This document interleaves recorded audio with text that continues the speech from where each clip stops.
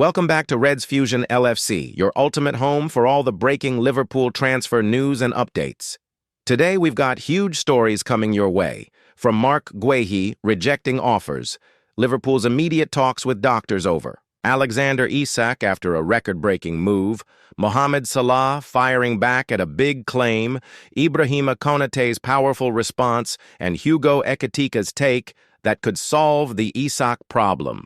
Stay tuned till the end. You won't want to miss this. 1. Reds. Don't forget to like, comment, and subscribe to stay updated with every twist and turn in the transfer window. Marc Guehi to reject offers as new Liverpool transfer plans clarified. The future of Marc Guehi has become a whole lot clearer after a report made two strong claims that affect both Crystal Palace and Liverpool. Liverpool came within a whisker of signing Guehi on deadline day only for Crystal Palace to pull the plug in the final hours. A $35 million fee plus a 10% sell-on clause was agreed between the clubs. Personal terms had been sealed weeks ago, and Guehi even passed a medical in London on deadline day. However, Palace's failure to sign a like-for-like replacement after Brighton's Igor Julio joined West Ham instead sparked panic at Selhurst Park. Chairman Steve Parish was still willing to do the deal with Liverpool. However, manager Oliver Glasner is understood to have threatened to quit if Guehi was sold and no replacement signed. As such, Palace aborted the move to leave Guehi, who conducted himself impeccably during the window and continued to play for Palace throughout negotiations, stranded at Selhurst Park. That was despite a goodbye video for Guehi being produced, which has since been leaked and can be viewed here. Team Talk understands Guehi is devastated at the near miss and feels betrayed by his club. Nevertheless, he is a consummate professional and will give his all for Palace while he remains on their books. Now, a fresh update from the Times has shed light on what happens next. And one thing is clear, Guehi won't sign a new deal with Palace. The Eagles have tried in vain to tie Guehi down to fresh terms at various stages. His current deal expires at the end of the season, and if he were to sign a short-term extension, it would allow the club to still generate a handy fee if cashing in a future window. But per the report, Guehi will reject any offer of a new contract from Crystal Palace. Furthermore, the expectation is he'll now seal a switch to Anfield 1 year from now. January transfer, not on the cards of course, Liverpool could bid again for Guehi in January. Any such offer would obviously be smaller than the agreed $35 million fee to reflect Guehi having 6 months left on his deal, not 10.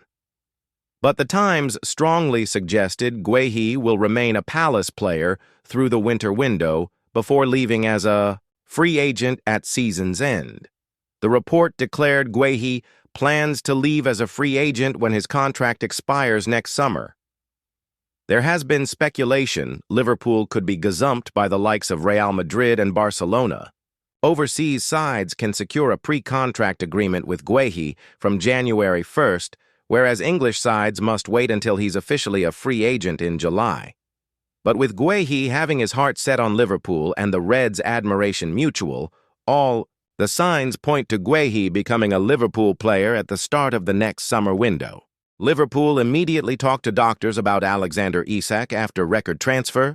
Alexander Isak has joined up with the Sweden national team following his record-breaking move to Liverpool after a long transfer saga which saw him leave Newcastle. Alexander Isak's condition will be meticulously monitored whilst on international service following the striker's completion of his Liverpool switch. The forward finalized a $168 million transfer to Anfield on deadline day after an exhausting saga that persisted throughout the summer. Upon putting pen to paper, Isak swiftly departed to link up with Sweden for international commitments.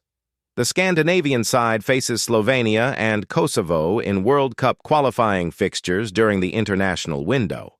However, there remains doubt surrounding the extent of Isak's participation, and Liverpool's doctors will talk to Sweden's doctors regarding his condition. The 25-year-old has been training in isolation in recent months, avoiding Newcastle's senior squad since skipping the club's pre-season expedition to Asia. Isak, who boasts 16 strikes in his 52 Sweden appearances, is expected to lack match sharpness, having not featured since the concluding Premier League fixture of last term. Predictably, Liverpool will harbor concerns regarding his involvement having parted with a British record sum merely days earlier. Sweden manager Jon Dahl Tomasson has disclosed that the star forward is delighted to have reunited with his international colleagues. The former AC Milan attacker reveals he has been in contact with Arne Slot and that medical staff have deliberated Isak's circumstances. "We will not do any stupid things with him," he said, per Sport Witness.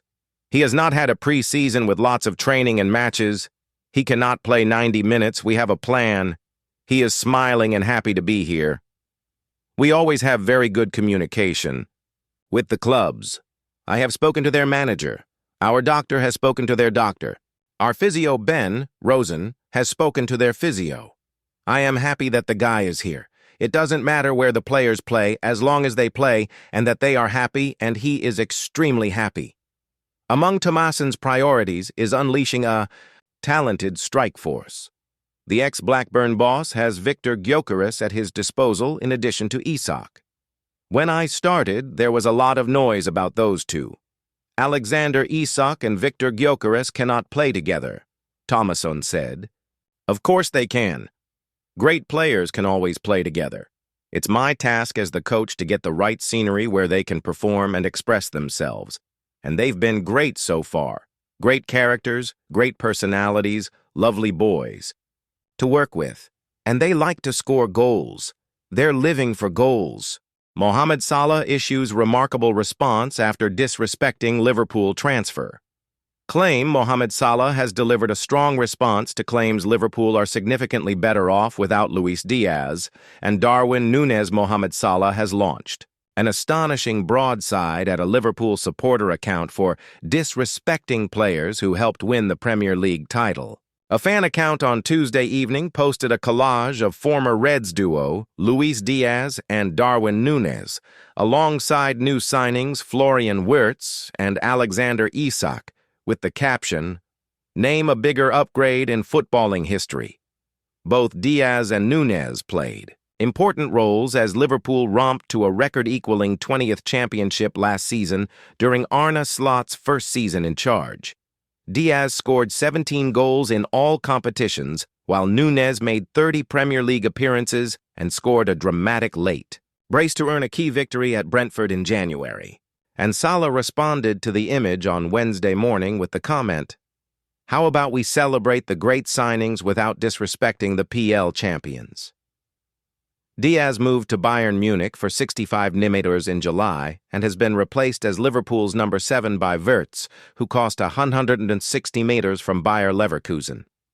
Núñez, meanwhile, has switched to Saudi Pro League side Al Hilal in a deal that could earn the Reds 56.6, with his number 9 shirt now worn by club record signing Isak following the Sweden international's 125 million arrival from Newcastle United. On Monday evening, Diaz also won 2 League Cups and an FA Cup during his 3.5-year Liverpool spell and featured in a Champions League final.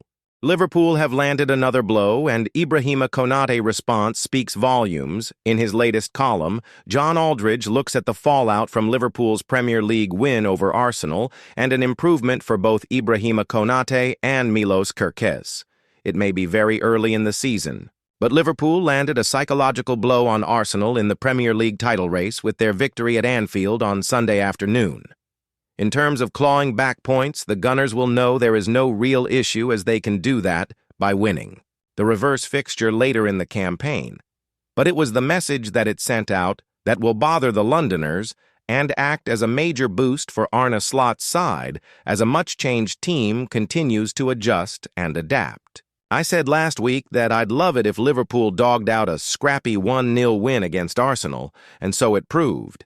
I had no problems at all with what Mikel Arteta tried to do. He had a few players unavailable, and getting a point at Anfield is never a bad outcome. Their game plan was to restrict Liverpool and be happy with a goalless draw, and they nearly got it. It was always going to take a mistake or piece of magic to win the game, and Dominik Szoboszlai provided the latter with his free kick. What a hit that was!